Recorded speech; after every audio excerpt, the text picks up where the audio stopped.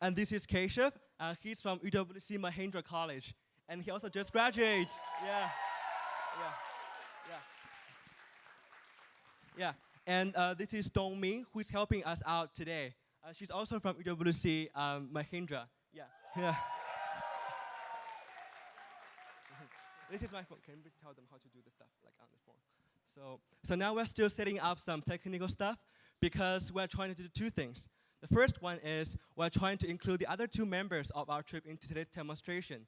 And the second, we're also trying to live stream our presentation to the people worldwide because this trip has received many support from China, from like Lipochen, from also other part of the world. So before everything starts, I'll basically do a brief introduction of our project. So we are called Silk Road Biking, and as you can understand, it is basically a project which was cycling along the Silk Road. It happened from the 31st of May until around 4 days ago. So basically, I was traveling around 4,033 kilometers on the bicycle, and from Istanbul to Chinese border. And there are 3 people who joined me on this trip. The first one is Magdalena. She's my co-year at UWC Mostar. She's from Germany. The second person is Rakden. Rakden is also a UWC, oh yeah. Rakden is also like a graduate from UWC Mahindra, and he cycled with me from Azerbaijan to Iran. And the third, our buddy is Keshav from UWC Mahindra as well. He joined me from Uzbekistan to Kazakhstan.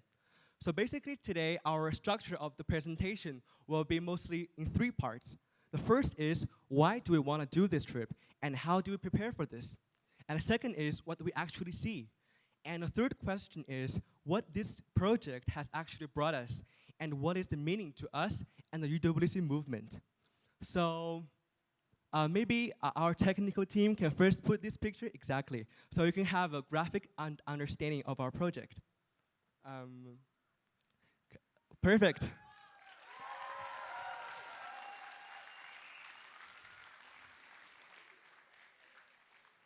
So this trip has 80 days and 4,033 kilometers. We have started from Istanbul, the European part of Istanbul, which is technically Europe. So we start from Istanbul, all the way we go to Georgia, Azerbaijan, and Tehran. So the first part of cycling was from Istanbul to Tehran, which is 2,737 kilometers. And from Tehran, the capital of Iran, I have taken the train across Turkmenistan because it was the desert and it was 50 degrees. It actually has some life risk to pass the desert. And that's why I choose the train. And from Tashkent, the capital of Uzbekistan, Keshav joined me, and we have been cycling from there to Kyrgyzstan and then to Chinese border. And this is basically what we have done. But maybe the name tells you that we are bicyclists, but we are not only bicyclists, but we are also interviewers, because what we have learned from UWC gave us the idea to start this trip. So to continue the conversation, I want to start of why I want to do this trip. Also, it will be followed by Keshav and other 2 members of us. So the reason why I want to do this trip, maybe at the beginning, it might sound very childish, but I really like cycling. Why? Because cycling adds a value to the things you have seen. When I was 10 years old, my mom always traveled with me in Chengdu to some parks around the city. So if anybody here is from Chengdu, you might know Sansheng Huaxiang. It is basic, you know that? Cool. So it is a park which is at the suburb of Chengdu, which around 20 kilometers away from my house. So what happened is, during the weekends, my mom and I, we went there for traveling. And she was on an electric bicycle, and I was on a bicycle. And she told me, Jerry, it's an easy trip, you can just do it, and it's gonna be very beautiful. I said, of course, Mom, you're on the electric bicycle, I'm on the bicycle, it's different. So, but what I learned from the trip in those times is, even though you might just see a flower, or you might see a forest, it is different, because it is the effort you put in your travel that makes it so unique. And since then, I have a dream in my heart. I want to see the world by bicycling. I want to use my tire to measure the distance of the world. And that's why I have the idea to travel from Chengdu to Tibet when I graduated from my Chinese high school. But unfortunately, I came to Mostar, which is also fortunate because I have a bigger dream at that time. I want to cycle from Europe to China. It is bigger, more difficult, but I think I can do it.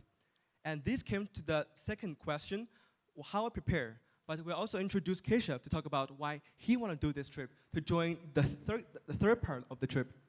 Okay. Thank you.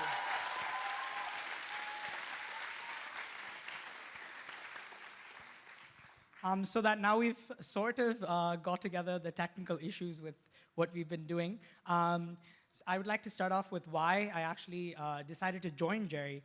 So I received an email from Jerry to my Muki email account saying, I'm doing this crazy thing from Mostar to back home, China. And he said, I want 3 other people who would like to join me on doing this trip and to connect the people to the Silk Road. What I realized through my experiences at UWC was that it was a place of discomfort. It was a constant place of discomfort, 24/7. You're meeting new people, you're doing new things, and I realized that I've grown so much from that.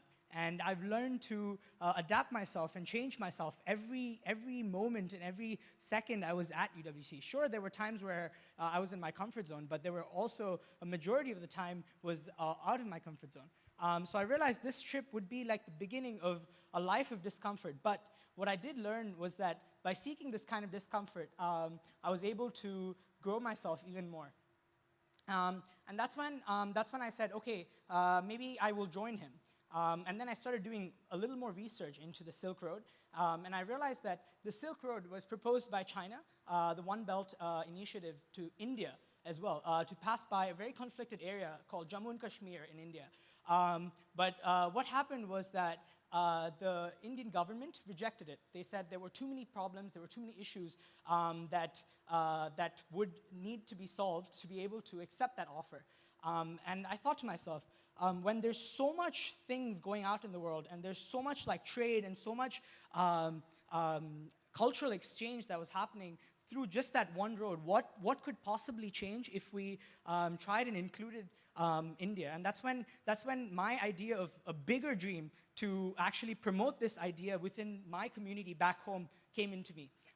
So by doing this trip, I realized that I was going to be on the Indian media. I was going to be on an Indian community talking about the Silk Road and the benefits of the Silk Road. And I think in the long-distance dream, it would be somewhat effective for us to actually try and bring this into a road that completely connects Europe and China, to bring prosperity in terms of trade, in terms of understanding of the people, and to also completely evade conflict and to bring change. And I think that was the first reason to why I decided to join Jerry on this Silk Road trip. Yeah. So maybe now.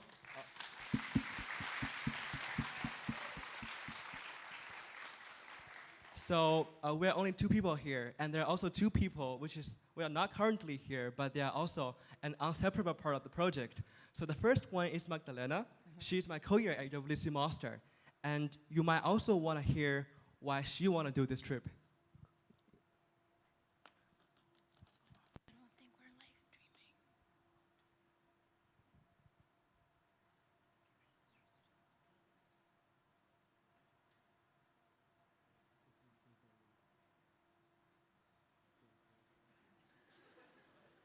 So before the video started, I can maybe talk about a little bit about me with Magdalena. So we are 2 friends, and basically the way that I organized this trip and the reason why I'm convinced that I can do this trip is actually because of a trip with her last year. So I've been having this kind of dream for a very long time, but it's going to be very distant and intangible because we don't know what does cycling 4,000 kilometers mean. So to prepare for it, I basically start a project week in my first year. It's only 89 kilometers in Bosnia.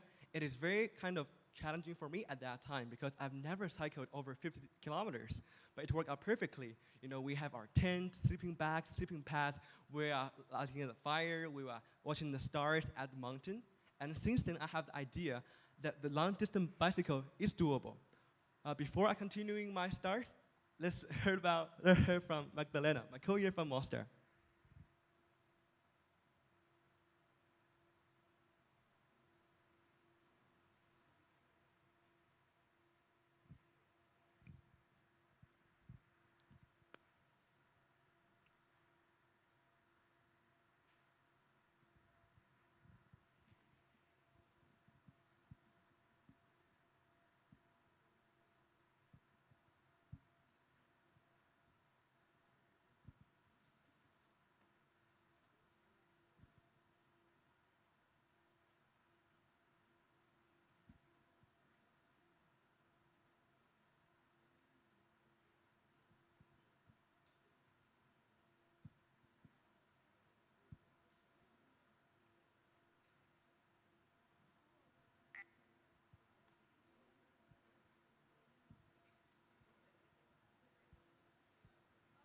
small gestures.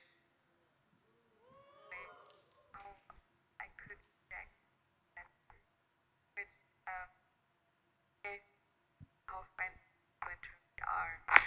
Um, we encountered so much positivity and so much warm welcomings and small gestures which really showed us that we are safe and that people care about us. People were refilling our water bottles. We didn't have to ask for it when we entered some.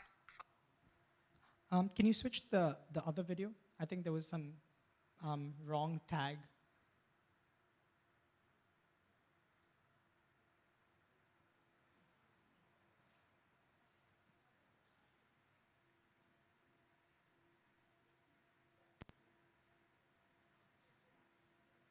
The trip impacted me in a way that The next one.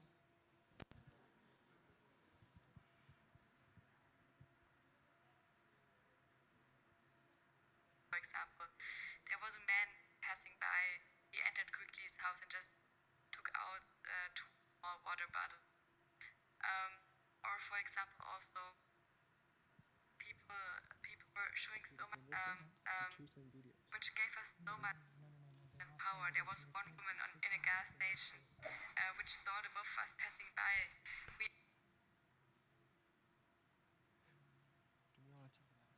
Maybe I'll check it out. Maybe you can continue. Yeah, sure.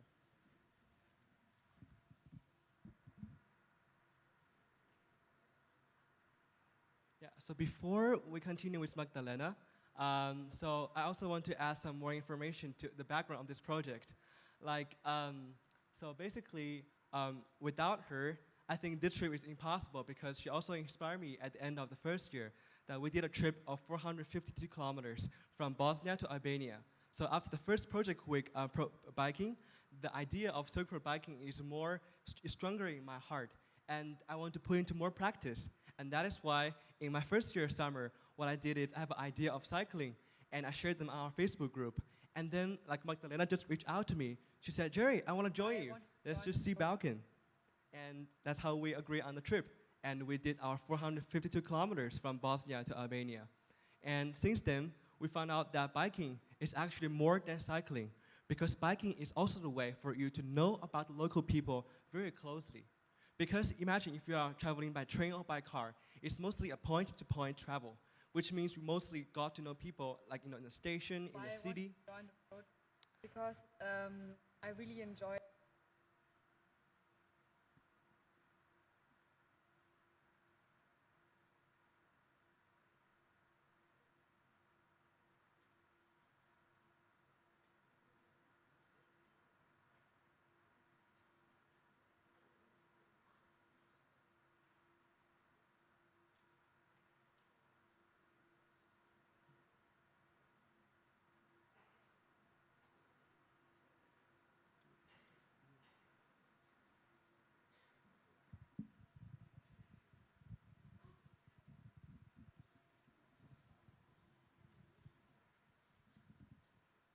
You know why there's a voice issue? Like, is it because? Yeah, the cable is just on the cable it's okay, let's be a listen Okay, okay, let's do this. So we don't need to. So we'll do this, and then we will do rag noise. And I mean, I don't think there's a problem. We'll continue. If there's issues, then we'll play on the noise. So what about those rock that is his voice is also working, Yeah, or something similar like this? No, no, it should be. Yeah. No, but it's not a problem with the video. It's a problem with the. Of the system. Yeah. Yeah. So we'll try one last time. If it doesn't work in the next 2 minutes, then we'll Yeah. continue further. Yeah. You can tell him to switch to the right one. Yeah. I mean, it doesn't matter which one. So yeah, are you sure it's because of the system, not Yeah, the I'm video? sure. Okay. Because it worked.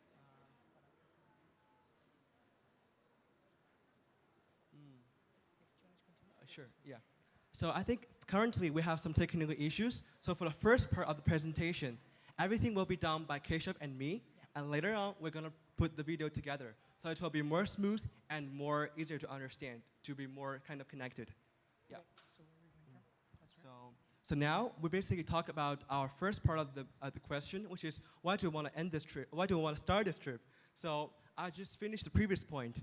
So in the last part of our traveling, we realized that biking is more than just physically exhausting yourself. It is also a way for you to understand the local community and to find the local people. Because cycling gives you the most direct way to observe different culture, to observe different country, and this kind of opportunity can serve you as a great opportunity to just explore how they see their society and how they live their life. Previously, we have so many stereotypes about Iran, maybe about Turkmenistan, about Azerbaijan and Turkey. We think about the nuclear expansion. We think about the ISIS. Everything kind of negative just show around us. But in UWC, what I learned is those kind of big names on the international news is not usually the most accurate depiction of those countries.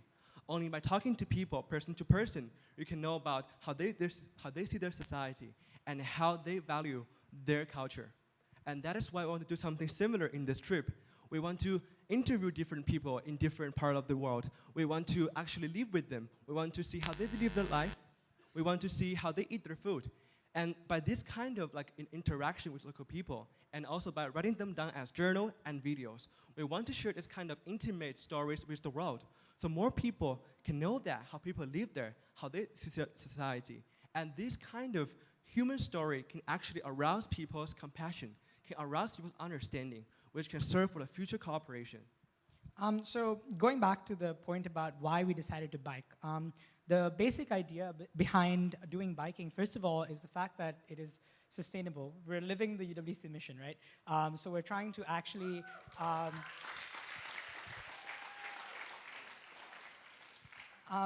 so a common story that, not a story, but a common analogy that I say to most people when they ask me why I biked was because, so if you're traveling 100 kilometers by car, you're passing from one town to another town, and you're passing 100 kilometers in about an hour and a half on average, if you're going by car. Things are just passing by, really, really quickly. You're not really understanding the places you're passing by.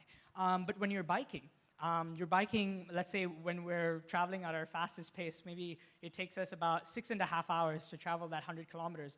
But when we do that, we stop for water, we stop for snacks, we stop for just going to pee, and doing all of these things help us, when we're stopping for water, we're talking to people. They're asking us what we're doing. In that sense, we're realizing that our connection with each and every person we meet is becoming larger and larger. Because the fact is that a lot of things that changed me about this project is that any person you meet, everywhere you go, even if they're in the smallest of bubbles, is that they have their very own story. They have their very own idea. They have something in them that you can gain from. And they have something in you that you can gain from. And I think that was the primary purpose behind biking this entire way. And I think we've really learned a lot from that, which we will further elaborate on through the presentation. So after we talk about why we want to do this trip, we're going to continue with how do we prepare for this trip, because it's not an easy task. It's not something which is easy to be done. So maybe you can start. How do you prepare for this trip, Keshav? So when I started, I got to know about this trip about a month before my final IB exams. So it was more about studying and doing other things during that 1 month. But I did have, one of the main reasons why I decided to join Jerry a little later was because I knew I wasn't physically ready for this trip when I joined him. But that was a challenge that I was willing to take on, and that was what pushed me as a whole. It was basically Jerry saying, if you want to enjoy the trip, please make sure you're physically fit. When I heard that, I realized that if I wasn't physically fit, they'd probably have to fly me back home in the middle of the trip, being scared and not being able to move. But I decided to cycle a lot. I decided to hit the gym, get more fit, and basically do short cycling trips. I did one long 110-kilometer trip, and I did a couple of 60-kilometer trips before joining Jerry. But I realized on the first couple of days that they weren't necessarily enough. I will. I will continue with that during the challenges part. Why did you? So how did you prepare for the trip, Jerry? Okay, so for me, it's mostly by three parts. The physical part, which is necessary, and the second part is about some administrative issues about money, about the route finding, which is not necessary. And the third one is about academic preparation, to read some books, do some research. So for now, I'll talk about the first two parts because they're the one that is most, like, I think, connected with you guys. The first one is physical training. I mentioned that the first time I biked long distance was in UWC Project Week. In my first time, I knew that I can do it with the help of my friends, with every resources we have. So that opened a whole new door. And then we organized the second one, which is to Albania, 452 kilometers. And the first day, I have some similar, encountering as Keshav. So after one day of biking, what happened is we just, like, our legs are just paralyzed. You cannot move at all because your legs haven't been tortured like that for a long time. And when it's actually like that, you cannot just take it. But in the next 2 or 3 days, we actually recover and recover. And that's how I think, like, maybe like, the muscle of my legs became more and more fit. And after these 2 trips, I was convinced that this trip is actually doable. And when I made up my mind, in this April, so what I did is I went to Italy. I applied the Uzbekistan visa there. Ooh. I went to Italy and I applied the visa there, and I was cycling from Rome to UWC Adriatic. It is 750 kilometers. So basically, I'm trying to increase my capacity bit by bit from 89 kilometers to 452 kilometers and then to 750 kilometers. Because I think by this kind of incremental training, I can put myself in a better shape, especially in the bottom part, not this part, as you can see. And the second part, I think, is about administrative stuff. And the most important thing is to find the right route. Because as you can see, we're still here. This trip is safe, but it cannot be safe if you don't do a proper research about the route. So at the beginning, I was thinking that maybe I can just find the shortest route, right? I can go from Turkey to Iran and all the way back home. But what I did is I was talking to many cyclists around the world, from China, from Spain, from South Korea, and more importantly, I post our information on UWC alumni group. Maybe many of you have joined, have seen that post. But what happened is we got over 100 comments from UWC alumni, UWC travels, and UWC class of 2018 from people who are from Georgia, from Iran, who gave us many, many useful information. And that is how I was told that the border between Turkey and Iran is not the safest. They might have some conflicts between the Kurds there and also the government there. And that is why we made a different move. We are going north to Georgia, and then Azerbaijan, and then going south. So this is done. The route is relatively more reliable. And the third part is money, because without money, you might only bike for 10 kilometers, then you're gonna go back home. So what happened is we first did a fundraising in Bosnia. We made a video, which many of you might see or not, and then we got around 2,000 euros from there. And then we moved to WeChat. We got some money from WeChat as well. But it's not enough at all because we are 4 people and we have to pay for the visa, which is quite expensive, which you might not imagine because we have to apply visa for all the country we pass. We're not one of those powerful country passports. Sad. That's one part. Also the money to spend on our bikes, on our gears, on our, maybe the place to stay. So it's a lot of money. So what happened is we reach out to more people and we find sponsor in China, which thanks to Changshu, and also thanks to a Hong Kong company called PassFit. So thanks for their generous support. We make our trip on board. So that's how I prepared this trip, like administratively and also physically. And so after this kind of intro to our project, we are now most honored to share what actually happened in the route. So do you want to start, Keshav, about your challenges? Okay. So as I said, those small little 60-kilometer, 100-kilometer trips that I did back home in Chennai weren't necessarily the most effective in the sense that I biked around 100 kilometers. I went back home and I slept for 7 hours and I woke up and I was perfectly fine. And then I got to my first day of biking and I was like, I'm really physically fit. I think I'll be completely okay. And then we biked the first 100 kilometers and I was fine. And I woke up the next morning and I could not move. And I told Jerry, Jerry, I don't know what's going on. Like, can you please like pick me up? And then Jerry's like, Keshav, we need to do at least 80 kilometers today. So then I said, okay, maybe we will rest another 6 hours and let's leave it around 2 p.m. And he said, sure, let's do that, no problem. Because our average speed is about around 20 to 22 kilometers. So we said 80 kilometers with breaks and everything should take about 5 hours. We'll reach by 7 because the sun sets around 8:30. And we decided to leave at around the same time. We were perfectly on time that day. We left her at 2 p.m. And I biked about 20 kilometers.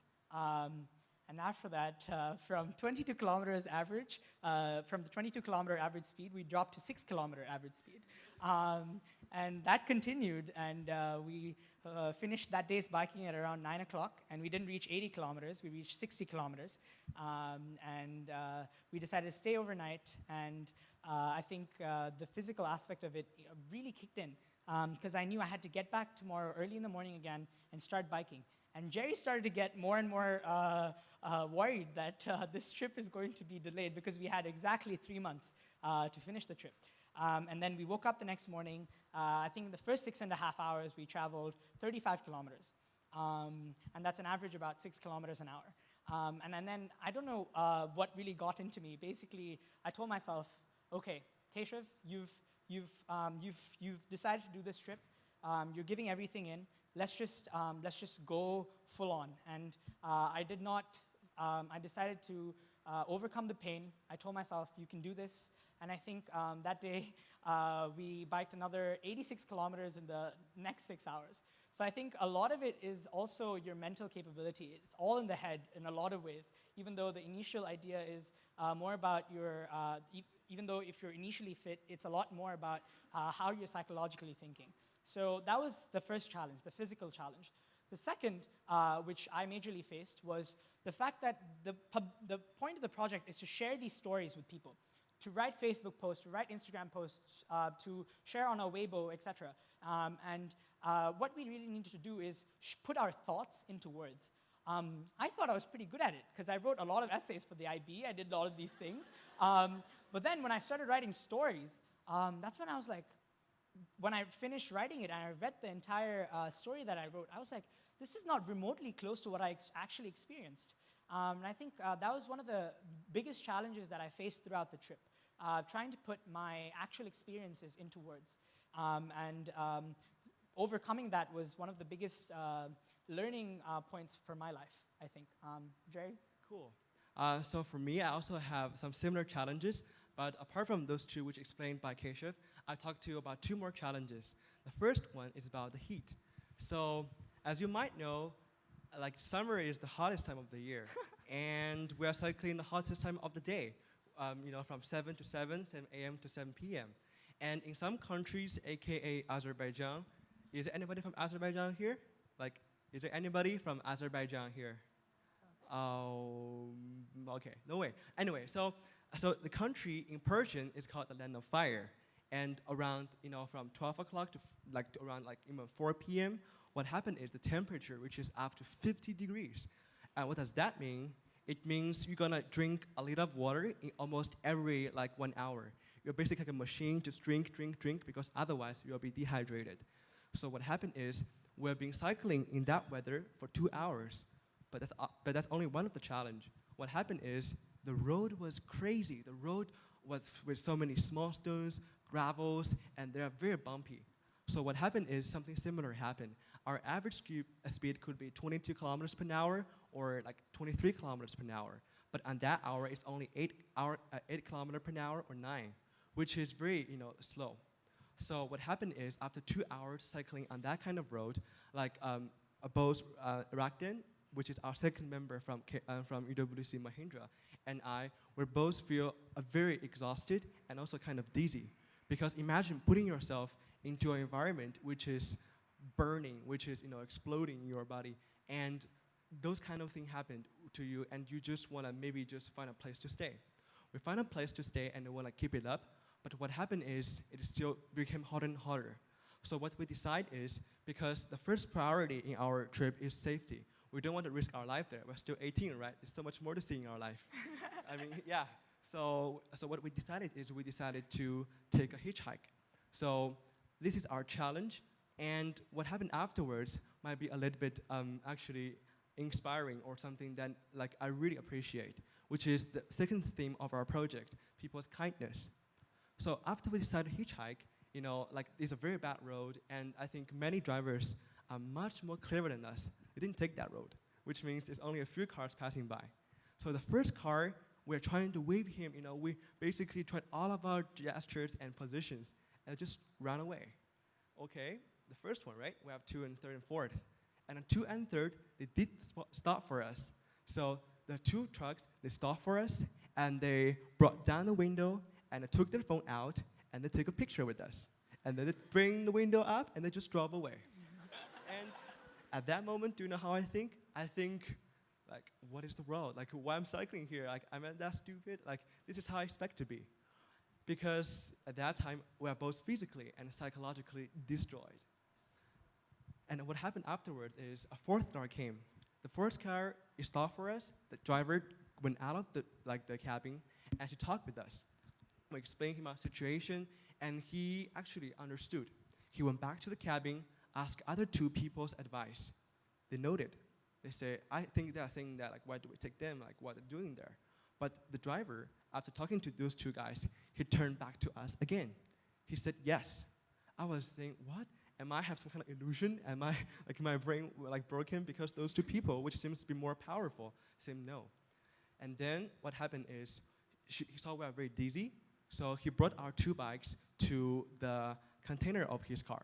His car is for the bulls, it's for those like some animals, and there are poops everywhere in the car, and there are some like some plants there. But when we got there, even though it's deadly hot, it's a container. It's basically you're gonna die there. But we feel so kind of like there's like a water coming to our heart because it's His kindness that brought us out of the danger. And after 5 minutes, Ragdan just slept in the poops, and I was also kind of like that. But even if that was dirty around, but there's still so much people's help and kindness around us. And that's how we realized that no matter where you are from, no matter which country you are, no matter what language you speak, no matter what religion you believe in, we still share something similar to each other. We are all human beings. We all have time in case of need. We all have some times which we are the vulnerable persons. But we share the idea that we want to help each other because it is a help, it is a compassion between each other that actually unite us as a world, as human beings. That's also what I learned from my experience.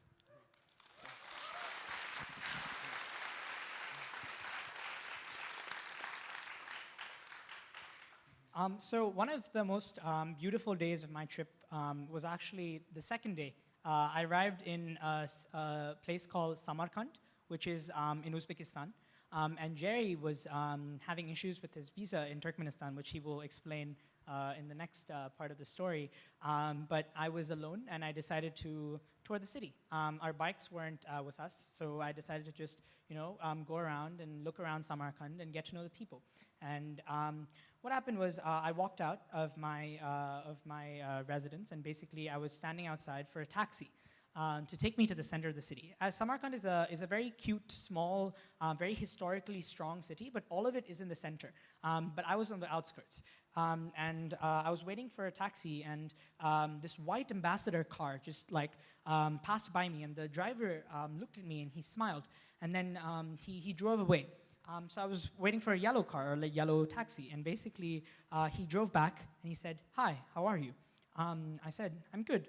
So he asked me, "So what are you up to?" I said, "I'm going to tour the city, and as you can see, I'm a tourist." And he said, "I will take you. I will take you to I will take you where you want to go." And I said, "No." In my head, I was thinking, like, my mom told me Uzbekistan, Kazakhstan, all these countries are really scary. Don't get into cars with strangers.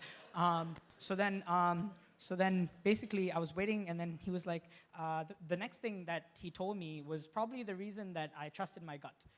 He said, "Listen, I want to learn English, and you want to tour the city, so let's help each other." So I was like, okay. It's midday, it's bright, already some of the, like things that can cause problems are shut off. He doesn't look bigger than me. He looks smaller than me. What can he possibly do? So I decided to get into the car with him, and I think that was the best decision of my trip. The next thing he did was he called up his English teacher, he gave me the phone, and he said, talk to her. I was like, okay, sure. And she's like, hi, he's just a nice guy, don't worry, like, he's fine. You can like tour with him, and you can do these things. I was like, okay, fine. This guy seems really, really nice. So I was like, let's go for lunch together, and then we can go around the city. And then he took me to the most famous student cafe of Uzbekistan. The food there is very, very different compared to where I come from. And we had lunch. We spoke about, like, with the broken little Russian that I learned and the broken English he had, we basically communicated with each other. And I think another thing that we really realized through this trip was language was never a barrier. Google Translate and your sign language is the best thing. We communicated, and I was like, okay, this guy he seems really, really nice. So let's go buy him lunch. And I said I would offer to pay. And I went to the reception, and the receptionist was like, the lunch is already paid for. And I turned to him, and I was like, what are you doing? And he said, you're in my country, you're in Uzbekistan, you're a guest, you're not paying for anything today. I was like, okay, I was really shocked and very, very surprised, because this was exactly what we were trying to do through our trip, to learn more about these countries. But the first day I arrived was crazy. So I said, okay, let's, before we go to our next location, I was like, can we meet your English teacher? He said, yeah, for sure. And then we called his English teacher, and she said, she told us to come to her home. So we went to her house, and we picked her up, and she said, first, I will take you somewhere. I was like, okay, sure. And then we went to this English institute that she was teaching in, and where he was studying as well. I met close to about 75 children that day, aged 13 to 17. Some of them, one of them was actually 75. He was learning English because he thought that was one thing that he hadn't done in his life. And when I was talking to these kids, I learned so much about their dreams, because our project's motive and the point of this trip was to learn people's dreams. One of them was actually telling us about the reason why he decided to learn English. He was representing Uzbekistan in the International Mathematics Olympiad. And he felt that if he learned English, he would be able to crack these questions much better. And he thought that the translated versions weren't representative of the actual questions. And there were other reasons to why people were learning English. Most of them wanting to leave Uzbekistan, wanting to have a higher education abroad, wanting to come back and make Uzbekistan a better country. We'll get onto the dreams later. Basically, I did that, and then I went to, the English teacher took me to her house, and we had orange juice, and the guy who picked me up in the morning, his name is Rahmat, which means thank you, another thing. Rahmat said he'll come and pick us up for dinner at around 5:30. So I was in her house, and we were talking, and then he came to pick us up at around 5:30. And he didn't have the same usual charm he had when he first met me. He wasn't smiling. He wasn't like, I said, hi, and like, I was being overly enthusiastic. And I was trying to cheer his mood up, and there was something going on. And then his English teacher and him were both screaming at each other and quarreling. I was like, okay, something's going on. So I didn't interrupt them. And then 15 minutes later, I asked his English teacher, what happened? Why were you guys quarreling? She said, it's okay now, don't worry about it. I was like, no, I'm a little concerned. So what actually happened? She said that he was really concerned about her because she took me home to her house, and she lived with only her sister. And it was an all-girls home, and that the society around her would think wrong of her, and that it would cause problems in the future for them. Because I was an 18-year-old boy walking with a 22-year-old teacher into her house alone, and it seemed very wrong to him. I think that's another thing that we learned through this trip, that the ways in which the gender roles are perceived through these countries are not exactly what you perceive them to be from the beginning. We'll tell you more stories about Kazakhstan, Kyrgyzstan, and all these countries as well, but that was my first initial impression. And as soon as that happened, we tried to figure it out, and it was okay. And then we went to probably the most fanciest dinner I had throughout the trip. And we played 1990s metal rock, rolled down the windows, and then went back and dropped me off at around 11 p.m. that night. So that was, I think, one of the most kindest things that I've experienced in my life. And it showed me so much more about the country and so much more about people and how they can be when they're ready to help you, and that there is some form of kindness in everybody. And it's all about learning to communicate and forming that connection. Jerry? Cool. Yeah. Okay.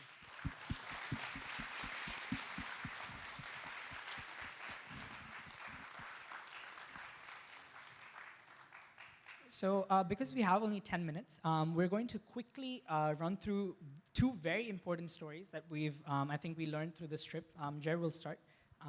Sure. So now we came to the core part of the project, which is the motive, the dream. Because we believe that, so what I learned in UWC actually is you talk to people, right? From Italy, from Turkmenistan, from Uzbekistan. You talk to them, you learn their country from their perspective.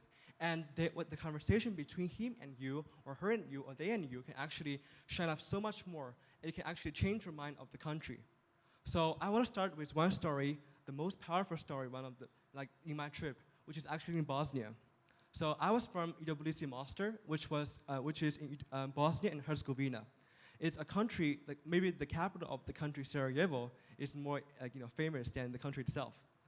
So this country, what happened is 25 years ago, there was a war, the Yugoslavian war. But so what happened is after the war, the country has 3 presidents, and they took the round. The country was not developed. It seemed that there's no changes after 25 years. The economy stagnated.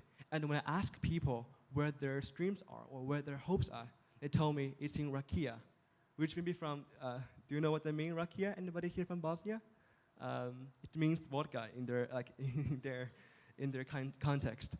So people told me they want to leave the world. They want to leave their country. They want to go to Bosnia. They want to go to, they want to go to Germany. They want to go to Austria. They want to go to Norway because they find no hopes in their country. But one day, I was preparing for the visa. I went to a photography shop, and I was talking to like the owner of the photographer. So his name is Hadjic, and the name of the photo shop is his family name. His father was the owner of the shop since 1987, and at that time, for Mr. Hadjic, the son of the owner of the shop, he has worked there for 27 years. And I was asking him, we're talking about different stuff, why I came to Bosnia, and also how I find him and stuff like that. He started talking about his stories in Mostar. He talked to me one story that during the war, there was a container of water coming to the Bosniak side, and that's actually a trick from the other side, which is the Croat side, because when the container of water came, when they were so thirsty, when they came there for water, the people from the other side would just shoot them. And the water and the blood just combined together. And that's how the color of the road looks like, some part of the Mostar. And I was talking to him more and more in details, and I want to ask our question, what is his dream? He told me he has 2 dreams. The first dream is he wants his daughter to study abroad, to study in Germany or Austria, so she can maybe computer science because it's a very high-paid job. So I was asking him that, hey, so which means do you also want to go to Germany? Do you want to leave Bosnia? Because that's the dreams and the hopes of many of Bosnians there.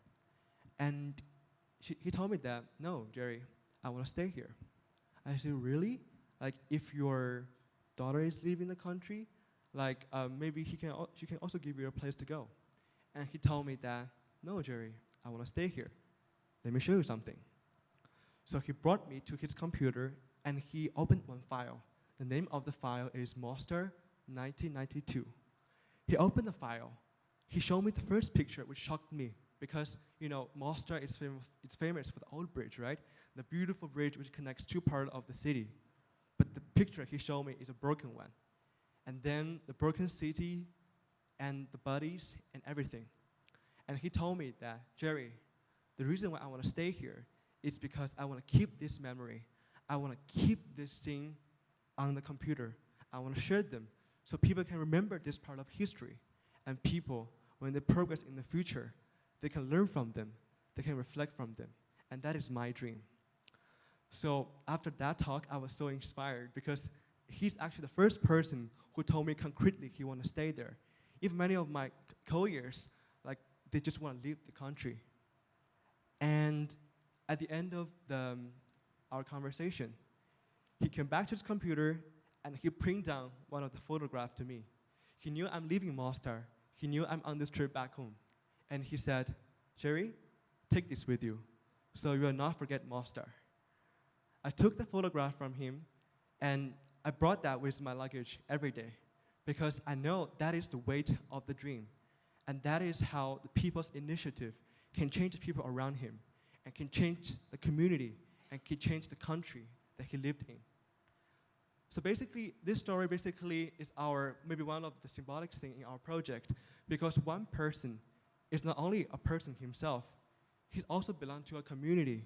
It is a community that teaches him something, that let him reflect. And at the same time, it is an individual which have the feedback, which interact with other part in the community and give this thing back. It kind of goes along with my UWC experience. At the beginning, I was a Chinese student, and I'm a little bit shy, have some culture shock, but it is a community there in UWC that totally changed my mind. I figured out that there's a much bigger home outside me. I can see myself in a much bigger picture. Previously, my home is in Chengdu. I have my dog, I have my mom, I have those beautiful Sichuanese food. But go to UWC Mostar, I see how the community can change the mentality of people and how people can actually continue this kind of changing to himself and to people around him. And that's also one of the reasons why I want to do this trip, because people's dreams are powerful and they can change your idea and can change many other people's idea. And in the end, they can change the world. And before we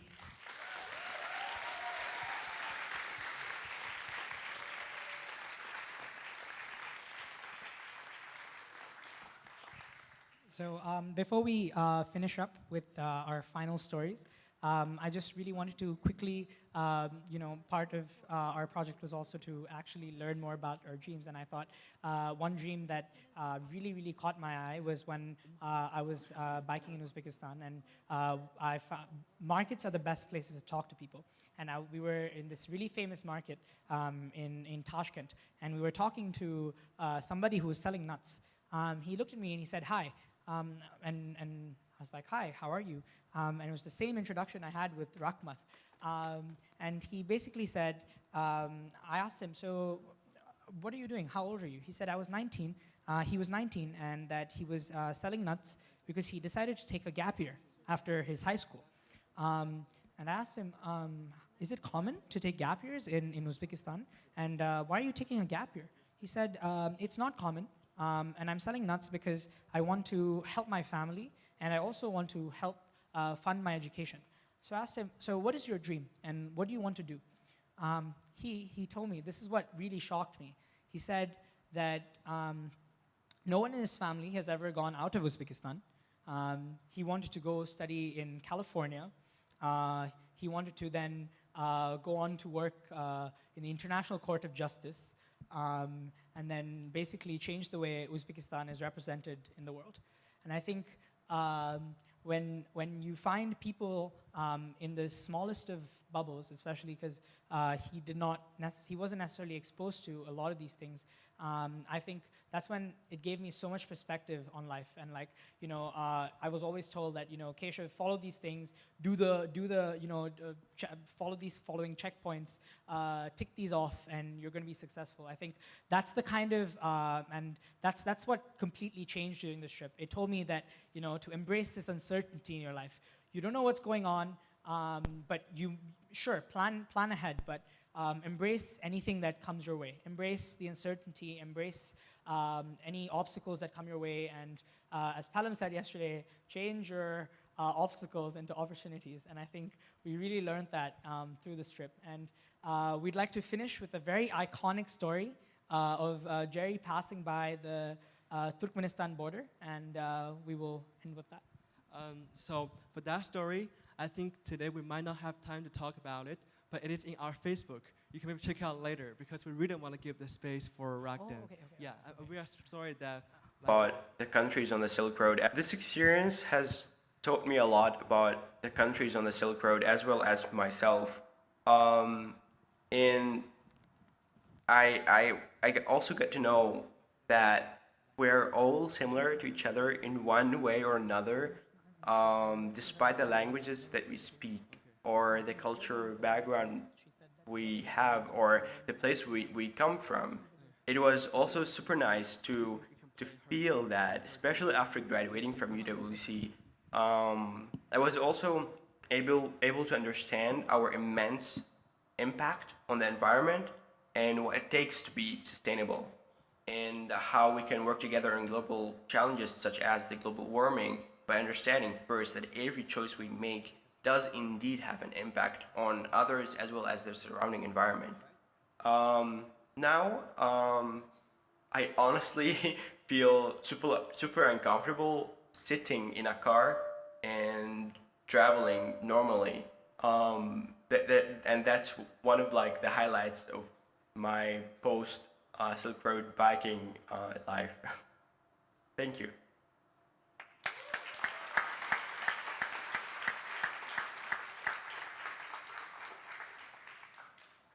I have a better idea of what I really like to do in the future. Because I learned that I really like to hear people's stories and to go to people, to talk to people. And yeah, so I can imagine right now doing something similar, or maybe becoming an anthropologist or a journalist or something like that. And so the project gave me new ideas, and once we got to know a person in Istanbul which said sometimes you realize your dream when you start living there, and that's exactly what happened to me. I didn't really have an idea that this kind of reality could exist, to travel and to travel around, to meet people, and but to be productive at the same time. And by living this reality, I learned what it is that I really want.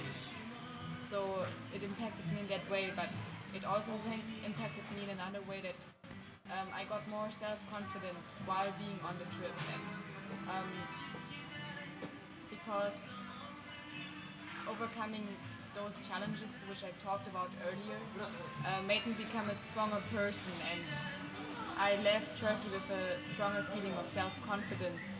So it was definitely worth it for me to, yeah. Okay. Experienced biking from Mostar to Albania last summer, and I was really good. It's okay.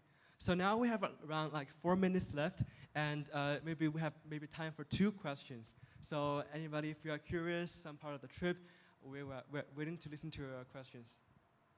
Yeah. Yes? Yeah.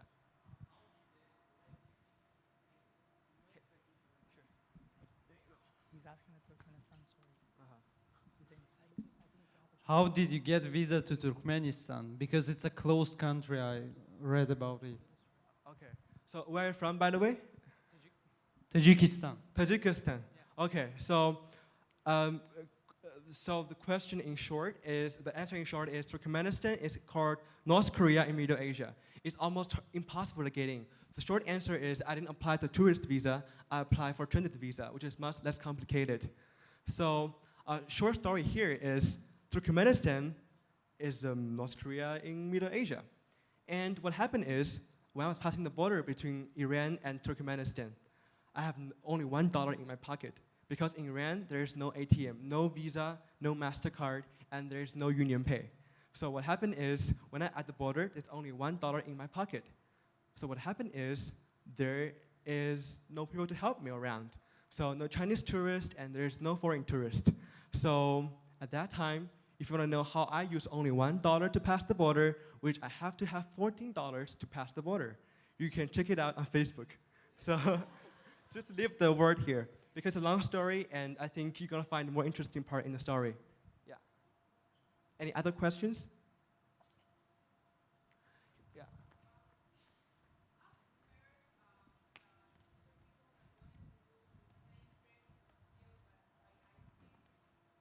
Okay. Yeah. So I think you are talking about maybe 2 weeks ago. There are like several cyclists who were murdered by ISIS in Tajikistan, right? Okay, cool. So, okay, so we can talk about what happened 2 weeks ago. But first, I really want to give condolence to there are 4 cyclists which were murdered by ISIS member in Tajikistan around 2 weeks ago. So what happened about that like incident is basically there's a road called Pamir Highway, which is connecting Tajikistan and Uzbekistan. And there's a north line and a south line. North line going to Uzbekistan, south line going to Afghanistan. There are several like bicyclists from America, from I think from Switzerland, from Netherlands. They choose the south one, but unfortunately, because it's close to the Afghanistan border, it's not well managed. So there's a car of ISIS soldiers. They basically knock down the cyclists, basically from the car, and use the knife to kill them. So we're really sorry for that. And for our part of the project, at the beginning when we designed the trip, the priority, the always #1 priority is our safety. So we know about some situation there at that time, and we deliberately avoid Tajikistan in our trip. So maybe that's the answer to your question, and maybe now you're gonna have something else to do. But at the end of this presentation, we wanna maybe pass on the last 2 messages for you. The first one is easier. It's basically, if you wanna look at more stories, you can log in Facebook to find Silk Road Biking in Instagram and in Facebook. For Chinese content, you can search for 丝路奇迹, 丝路丝绸之路骑行记录 on Weibo and WeChat. And the second message is, many of you, I heard you are the pre-IB student or DP1 student. Like you've never or you cannot imagine which community you are entering right now. It is UWC. It is a place where make me, who only cycled maybe 40 kilometers to 4,000 kilometers. And there's so much more for you just can do. Yeah.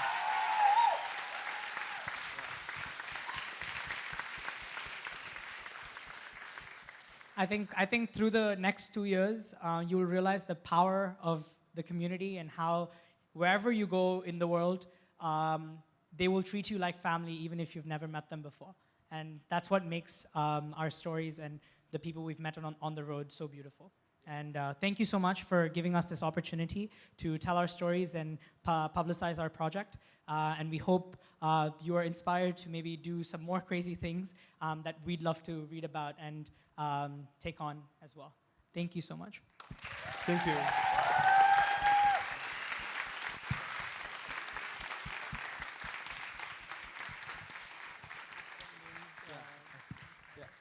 And thank you for all the people helping us. Thank you for Domi and Tyrus. And also thank you for Mark, for Pelham to giving us opportunity, and the whole staff members, so we can share our stories with you. And in the end, thank you, UWC. Thank you.